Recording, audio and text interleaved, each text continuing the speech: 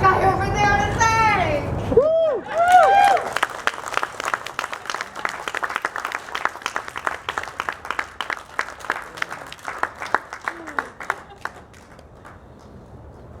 Pretty cool.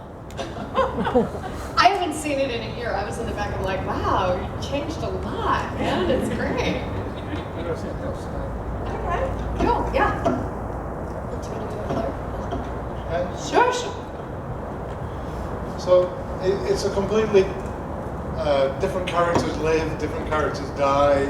It's a completely different story than what it was when you guys watch Nightbreed. So, you know, I'm always really interested in what you think, because I know what I think. I think it's better than it was before, even with its dubious porno moments. but you know, I still think it's an amazing film now, because it really is what Clive Barker set out to put on screen. It is what he wanted you to see. You know, and I always say this, for me now it's Gone with the Wind with monsters. Do you get that? That last scene is very Gone with the Wind, isn't it? Where you know, she's changed and everything. I think that's beautiful. I mean, it's such a gift to you, because you have a character now, whereas before you kind of parachuted in for the odd kiss. I was the tits and I didn't have any tits. So your character gets an amazing time now. She gets to bond with Babette. You know, that psychic relationship's amazing. You know, you flow through the film. You're not just there for the beginning and the end. So it's wonderful to see your performance and the love story. And what did Neil Gaiman say? Remember that comment he made about it? He said, he said, it's your movie. It's the movie you said. And I said, I feel so redeemed, and I did. I really, really did. And I love that you put that Babette rescue in. Eric and I were talking about this before. I don't know if you know, but I am a very, very dedicated animal rescuer. And I've actually written 2 books about dogs that are based on my work in animal hospitals and animal shelters. And the first time I saw the Cabal Cut in North Carolina, I was sitting with Mark Miller and Russell, and I saw that scene with Babette, and I said, that was my first animal rescue. And I just started crying, and Russell texted it to Clive, and he said, she said it's her first animal rescue. He's crying. He texted back, I'm crying too. That's the effect this movie has. Yeah, but it was beautiful. And I think that Decker's more fucked up now, isn't he? You know, he talks to his mask. Yeah. You get the madness, and the wonderful thing for all of us is that it's actually a film about otherness. It's about being different, and actually, I think that it was a little bit early for that in 1989-90, because, you know, Clive, being a homosexual author, is writing something about, you know, like AIDS. He's writing about, you know, being shunned by society for being different and all those things. And I think that's what's incredibly wonderful about this film. When we jump forward to 2013, we can see those themes and we can have those feelings now. And Clive said recently in Los Angeles that he thinks that people are ready to watch this film now in this form, you know. And when we get to finally finish it and release it next year, will be an amazing sort of 2.5 year journey. And Morgan Creek, when we called them and asked if we could restore it, they laughed down the phone and said nobody would ever want to watch Nightbreed in a million years, which is hilarious. Then they started just chuckling, and then they sort of stopped laughing. Well, and then it took a lot. It took people like you, actually. Yeah, and the Occupy Minion movement. Really did. Yeah, which people here help with. It's like filming. Yeah, so that alone gave it its power. Its energy came from the fans. You know, and realistically, I made this film for me and Clive Barker to watch. That was it. I spent like 3-4 months making it so that me and Clive Barker could watch it and have a conversation about what it could have been like. And then he found an audience in North Carolina. What's actually interesting to me is that a lot of the themes that you were talking about, that Nightbreed's about, what it really comes down to is a society that feels marginalized. And maybe it took 25 years for for the technology to be put in the hands of marginalized people. Marginalized people started to create technology so that marginalized people could galvanize and not be as marginalized and be a little bit more forceful. And I think that maybe it took 25 years and technology, and your technology, for all of us to actually speak as one big, powerful voice so that something like this could happen. Yeah, sure. It's really interesting when Morgan Creek came to the party when they realised that there was an audience. And as soon as they saw 1,500 people in London watching it at 10 a.m. in the morning, they realised that people really wanted to watch this movie. And then proactively they got involved in seeking distribution. And, you know, so it's the people that should be thanked here are the fans. It shouldn't be the film studios or anybody else. It's actually a fan-powered movie. And it never won, but in my mind it won #1, but it got 14th best director's cut of all time. It beat The Exorcist. Yeah. Wow. which for me is a great compliment as a fan of movies, and you know, it beat all kinds of movies that I really love out of the 30, you know, and it's had cover stories in Rue Morgue, it's had huge features in Empire, and it's found you guys, which is amazing. That's really the thing. When you applaud this movie, really seriously applaud yourselves. Seriously, because this is your movie. I'm here because of you. Yeah. Because honestly, you did this. So just seriously applaud yourselves. You are the reason this happened. And of course, Russell. So, anything anyone would like to say or ask or know about? I mean, you know, there's always somebody out there that wants to get me because I killed Decker, but over there, yeah. Narcisse, what would you like to ask us? Come further forward, then we can see you. Oh, wow. Narcisse, come here. You really did Oh, wow. I think actually... Holy shit.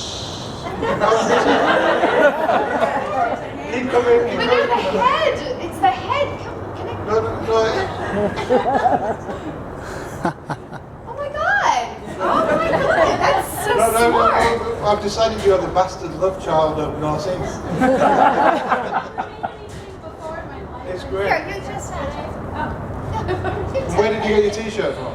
So, I made my t-shirt yesterday. Okay. So I put the DVD on and I took as many screen caps as I could, and then It's wonderful. Yeah. Oh, wow. Wow.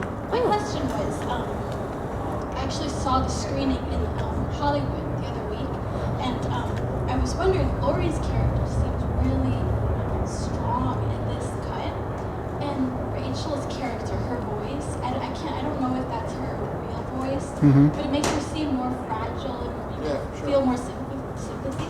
Was that her natural voice, the kind of fragile? Yeah, it is, yeah. With the mic, man. It is a natural voice. Just grab a seat there. It is a natural voice, and, you know, no, you've got to sit there. Don't run away. And, yeah, it is a natural voice, and her character is really important too, because, you know, motherhood and all these different things that she represents. But what you find in this film is that sometimes you hear two voices because there are two versions. And at the moment, one of the things that I really want to do is redub everybody and redub Anne for the ending and Craig and all the voices need work. And I want her to come back, and I would like her to basically be, you know, redubbed so the whole movie's that way. I actually, the only person I've been able to do it with so far is Doug Bradley, because remember in the film he's German, and I was like, what? And then when I got the two different versions, there was Doug Bradley's voice and there was a German, and then luckily Doug's a friend of mine, and I formed a plan. I got him to come in and give a talk to my students on Hellraiser, so I screened Hellraiser.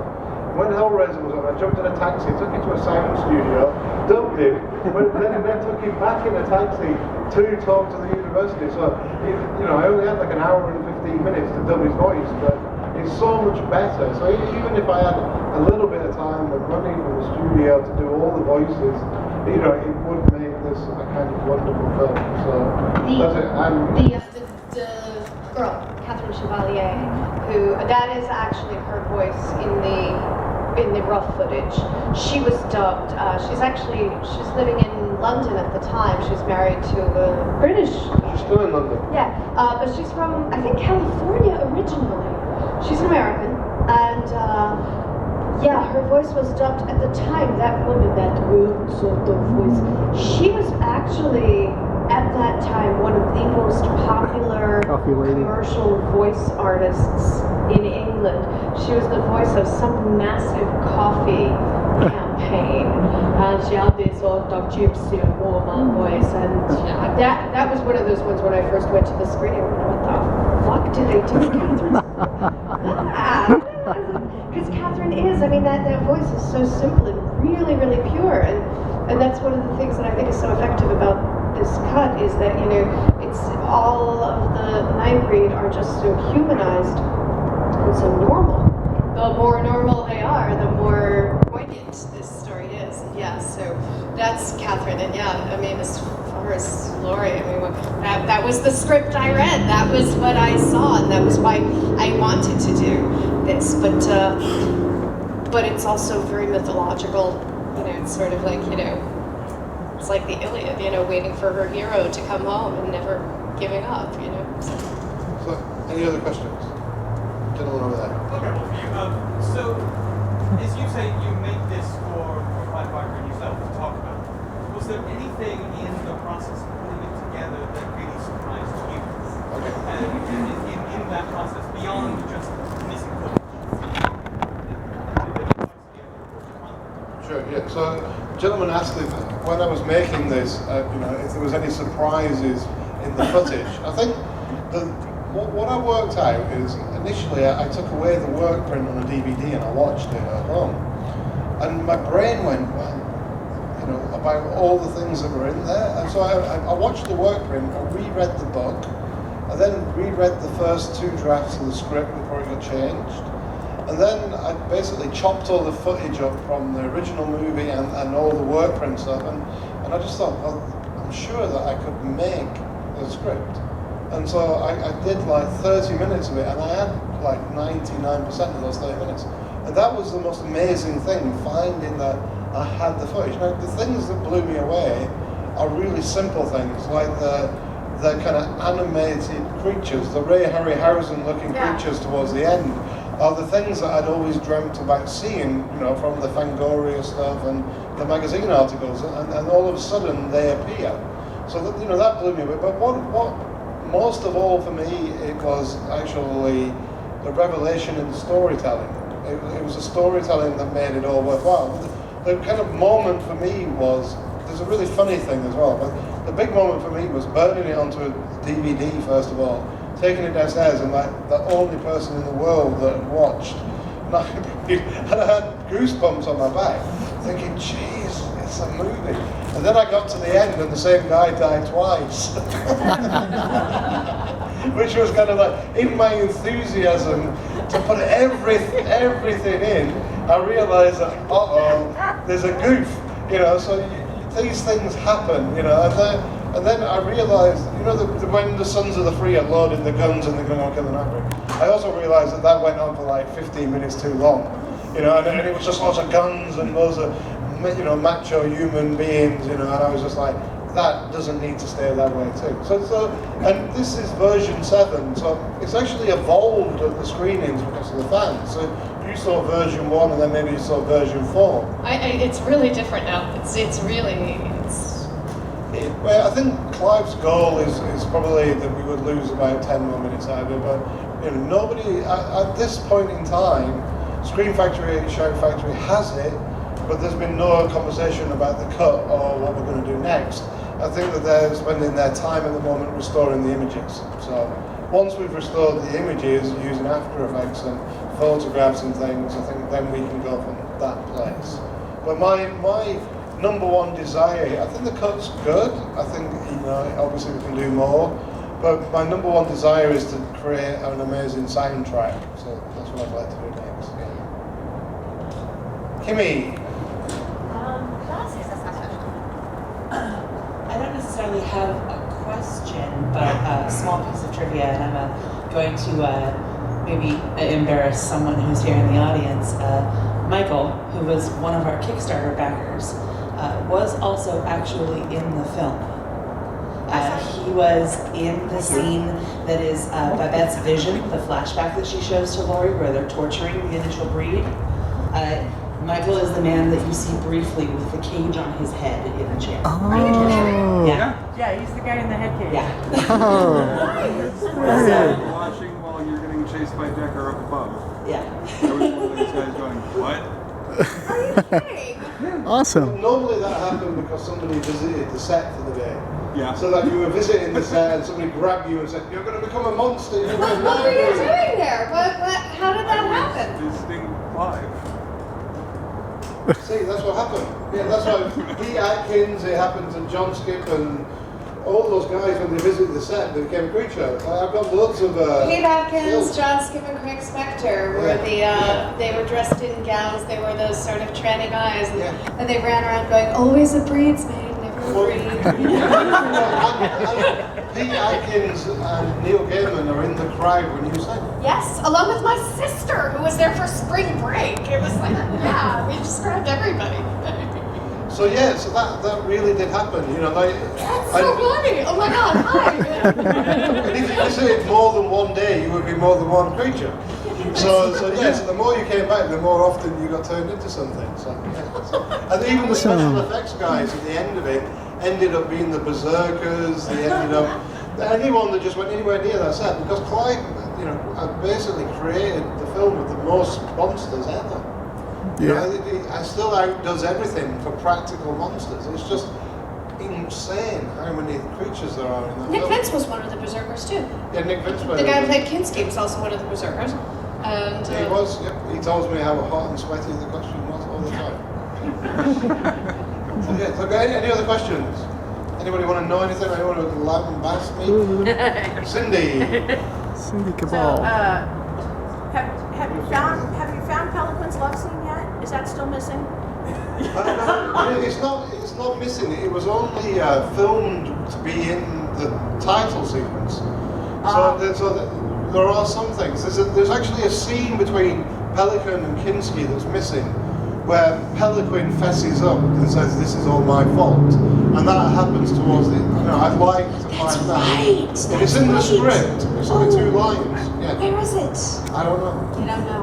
Not at this point, but and there's also. What's the matter with you? And there's also a scene of Craig completely nude. Yeah, I want that one too. Yeah. which we have found. So we have found that, but that hasn't gone back in yet. We also found a slightly different opening, but it doesn't particularly work. And as a filmmaker, you've got to make judgments to the pace. Like if I watch it too much, I start wanting to change it. So you know Well, maybe someone's a little wind up on the special features. All right, okay. Then you can have the nude cut. Yeah.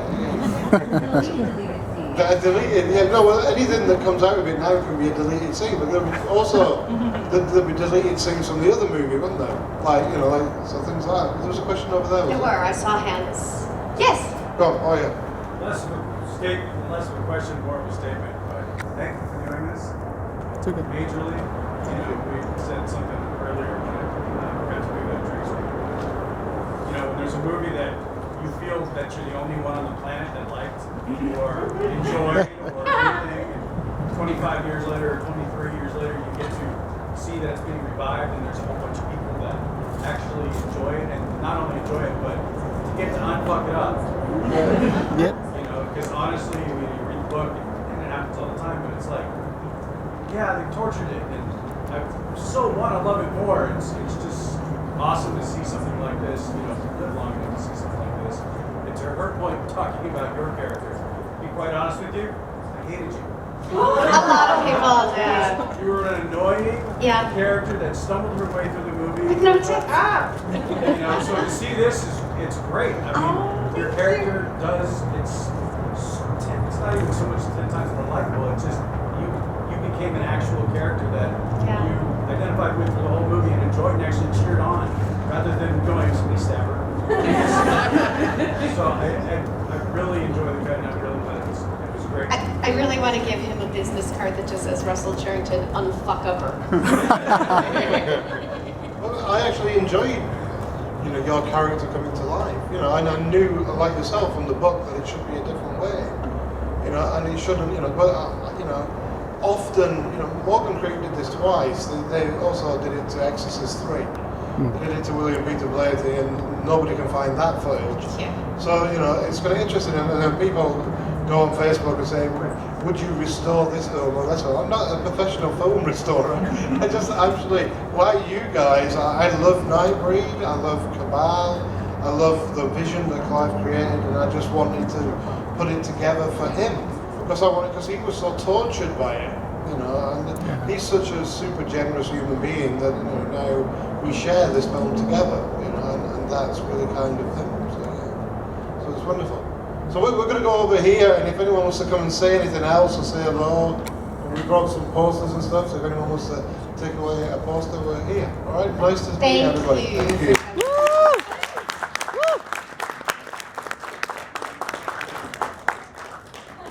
For anyone here who is a Kickstarter backer for the Tribes of the Moon screening, I have your signed special posters that are Convolution.